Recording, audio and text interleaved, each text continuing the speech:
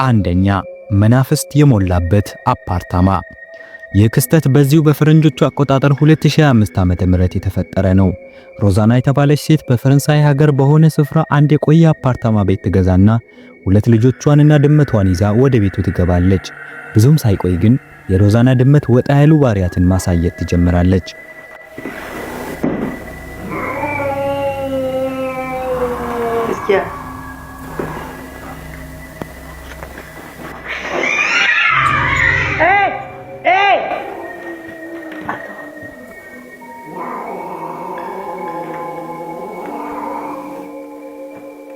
ድመቷ ወደ አንድ ወደማይታይ ነገር አተኩራ ስትመለከትና ስትቆጣ ትታያለች። ሮዛና ወደዚህ አፓርታማ ቤት ከመግባታቸው በፊት ድመቷ እንዲህ አይነት ባህሪ እንዳልነበራት ትናገራለች። ነገሩ ግን በዚህ አላበቃም። በአንድ ምሽት ሮዛና ልጆቿን አባታቸው ጋር አደርሳ ተመልሳ በቤት ውስጥ ብቻዋን ሳለች አንድ አስደንጋጭ ነገር ይፈጠራል።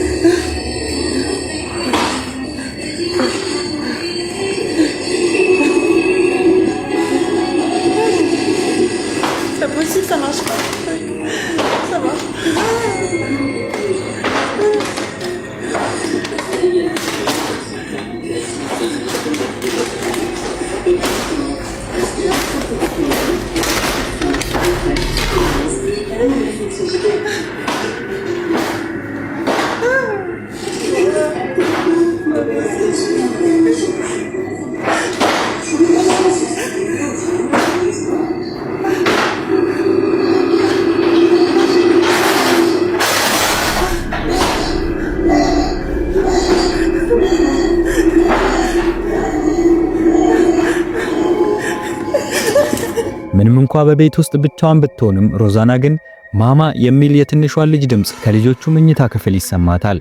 ወደ ክፍሉ ስትገባም ያስተዋለችው ነገር ለማመን የሚከብድ ነገር ነው። ምክንያቱ ደግሞ ድምጹ የሚመጣው ከአንድ ከቆየና የባትሪ ድንጋይ እንኳን ከሌለው ሬዲዮ መሆኑና በክፍሉ ውስጥ ያለው መሳቢያ በራሱ ሲከፈትና ሲዘጋ መታየቱ ሮዛናን እጅግ ያስደነግጣታል።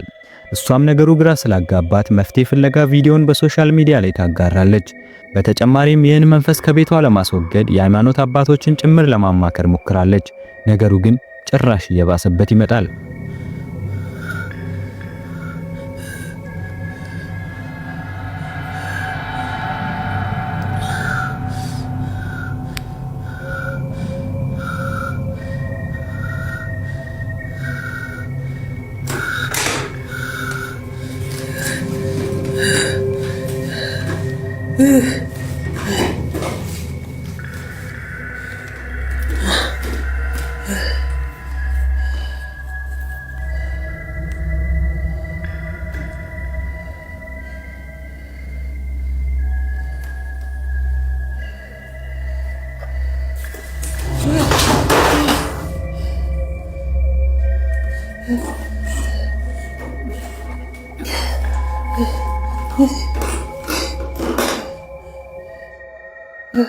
Arrête.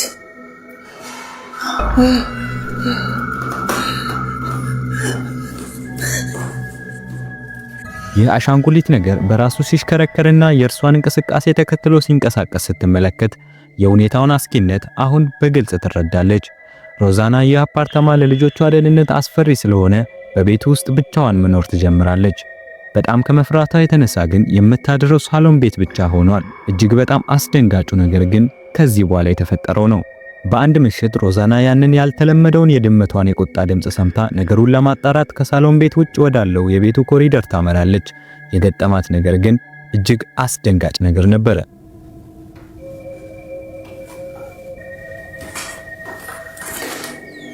ሎሊ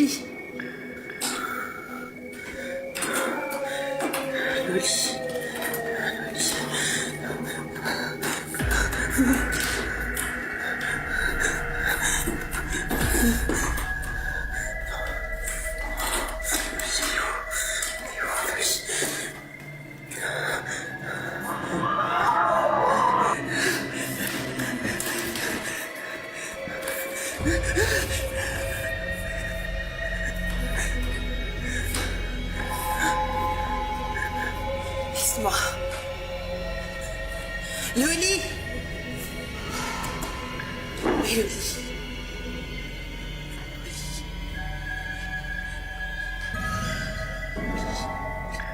ከዚህ ክስተት በኋላ የገዛችው አፓርታማ ቤት በመንፈስ የተሞላ እንደሆነ ደምድማ ሌላ ቤት መግዛት እስክትችል ድረስ ለጊዜው ሆቴል እንዳረፈች ትናገራለች። ይህም ቤት የሸጡላትንም ሰዎች በሕግ ልትጠይቃቸው እያሰበች እንደሆነም ተናግራለች። የዚህ አፓርታማ ነገር ግን ሮዛናን ብቻ ሳይሆን ቪዲዮን የተመለከቱ አብዛኞቹን ሰዎች እጅግ ረብሿቸዋል። ሁለተኛ፣ ጥቁር ጥላ በጫካ ውስጥ። ሰዓቱ ሌሊት 11 ሰዓት ገደማ ሲሆን ሁለት ሴቶች ከሌሎች ጓደኞቻቸው ጋር በጫካ ውስጥ ተራራ ላይ ጉዞ ላይ ናቸው። ሁለቱ ሴቶች ጥቂት ፎቶ ለመነሳት በዚያውም ለማረፍ ወደ ኋላ በመቅረታቸው ሌሎች ጓደኞቻቸው ጋር ለመድረስ እየተቻኮሉ አንዷ በስልኳ እየቀረጸች በጥድፊያ መሮጥ ይጀምራሉ። የስልኳ ካሜራ ግን ድንገት የማይታመን ነገር ቀርጾ ያስቀምጣል።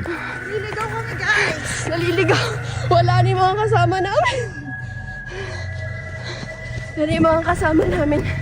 Kailangan namin silang habulin kasi maliligaw kami. Gagi, malayo na sila.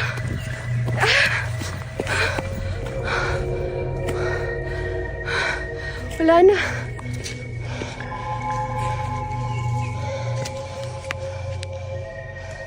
ሴቶቹ በሩጫ ላይ ሳሉ አንድ የሰውን ቅርጽ የተላበሰ ጥቁር ጥላ ነገር ከኋላ ሲከተላቸው ይታያል።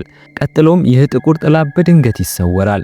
ታዲያ ይህን ቪዲዮ የለቀቀችው ሴት እሷና ጓደኛዋ በወቅቱ ብቻቸውን እንደነበሩና ይህንን አስደንጋጭ ነገር ያስተዋሉትም የቀረጹትን ቪዲዮ ደግሞ ሲመለከቱ እንደሆነ ትገልጻለች። ማንም ግን የዚህን ነገር ምንነት ሊያብራራ አልቻለም። ሶስተኛ፣ በሩን የሚታገለው መንፈስ። ቼስ ቤክስቴድ የተባለ ሰውና ባለቤቱ ሬቾል በአንድ ምሽት በሬቾል አያት ቤት ለማደር ይስማማሉ። ነገር ግን የሬቾል አያት በሕይወት የሌሉ ሲሆን የሞቱትም ከአንድ ወር በፊት በዚሁ ቤታቸው ውስጥ ነው። ታዲያ እነዚህ ጥንዶች በዚያን ምሽት በዚህ ቤት ውስጥ የገጠማቸው ነገር እጅጉን ያልተጠበቀና አስፈሪ ክስተት ነበር። How you doing? You okay? I don't know. You a little freaked out? A little bit. So, we were just going to bed and we're not...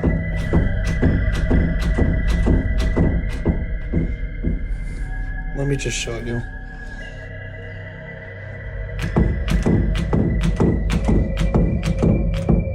Like, we've literally had to put the bag up against the door because we're not sure.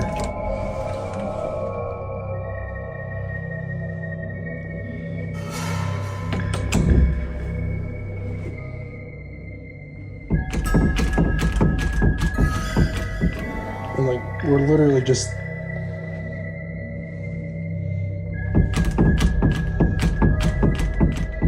የቤታቸው የመኝታ በር ከውጭ የሆነ ነገር ሊከፍተው እየሞከረ ያለ ይመስል ወደፊትና ወደ ኋላ ሲነቀነቅ ይመለከታሉ። በጨርቅና በሆኑ ነገሮች ሊደግፉት ቢሞክሩም በሩ ግን መነቃነቁን አላቆመም። በሩን በቶሎ ከፍተው ሲመለከቱ ግን አንድም ነገር በቦታው አይታይም። ታዲያ ጥንዶቹ ሁኔታው እጅጉን ስለረበሻቸው በዚያኑ ምሽት ቤቱን ለቀው ለመሄድ ይሰናዳሉ። ነገር ግን አሁንም ሌላ አስፈሪ ክስተት ይገጥማቸዋል። Okay, so we're leaving. We got all of our stuff packed. Oh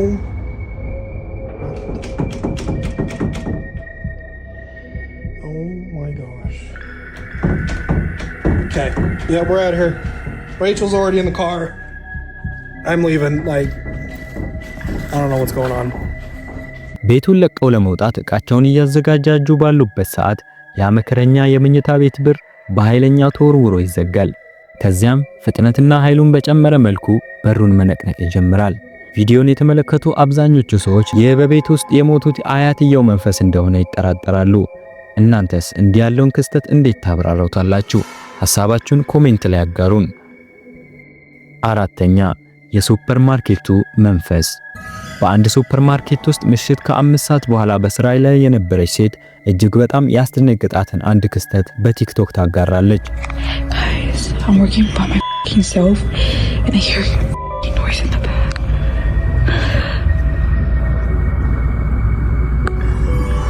What the f***, bro?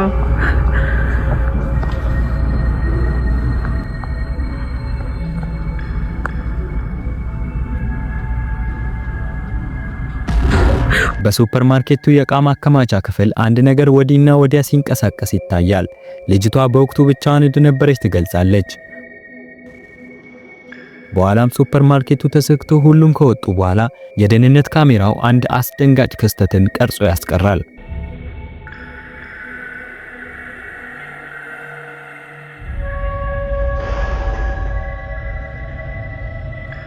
ቆሞ የነበረው መሰላል ማንም ሳይነካው በራሱ ሲወድቅና አንድ ትራስ ከየት እንደመጣው እንኳን ሳይታወቅ ከደረጃው ላይ ተንከባሎ ሲወርድ ይታያል።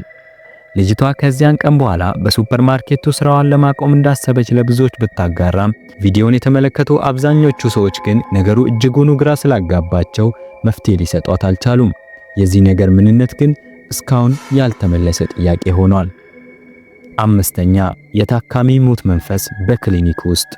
በሜክሲኮ ሀገር በሚገኝ አንድ ሆስፒታል ውስጥ የሚሰራ ነርስ ከተመሰረተ ብዙ ዓመታትን ያስቆጠረና በአዲስ መልክ የታደሰን አንድ ክሊኒክ በምሽት መጎብኘት ይጀምራል። ክሊኒኩ የተገነባው ከ90 ዓመታት በፊት ስለነበረ በእነዚህ ሕክምና ክፍሎች ውስጥ ሕይወታቸው ያለፉ ሰዎች ስፍር ቁጥር የላቸውም። ታዲያ ይህ ነርስ በዚህ በታደሰው ክሊኒክ ውስጥ ካሜራውን ይዞ ወዲና ወዲያ በመንጎራደድ ላይ ሳለ ሳያስበው አንድ አስደንጋጭ ነገር ይቀርጻል።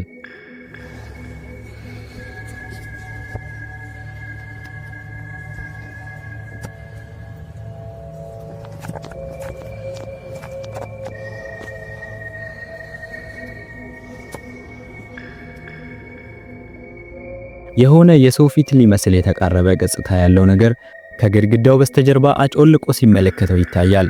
ነርሱ በወቅቱ ምንም ያየው ነገር እንደሌለና ይህን አስደንጋጭ ነገር ያስተዋለውም በኋላ ቪዲዮን ደግሞ በመመልከት ላይ ሳለ እንደሆነ ይናገራል። ቪዲዮን በሶሻል ሚዲያ ላይ ለብዙዎች ካጋራ በኋላ ይህን ነገር የተመለከቱ አብዛኞቹ ሰዎች በክሊኒኩ ከዚህ በፊት ከሞቱት መካከል የአንዱ ሟች መንፈስ እንደሆነ ይደመድማሉ። እናንተስ ምን ታስባላችሁ? ሐሳባችሁን ኮሜንት ላይ ማጋራት እንዳትረሱ። ክቡራን ውድ ተከታታዮቻችን ለዛሬ ዘንላችሁ የመጣናቸው አስፈሪ ክስተቶች የእስካሁኖቹ ነበሩ። እስከ መጨረሻው ስለተመለከታችሁን ከልብ እናመሰግናለን።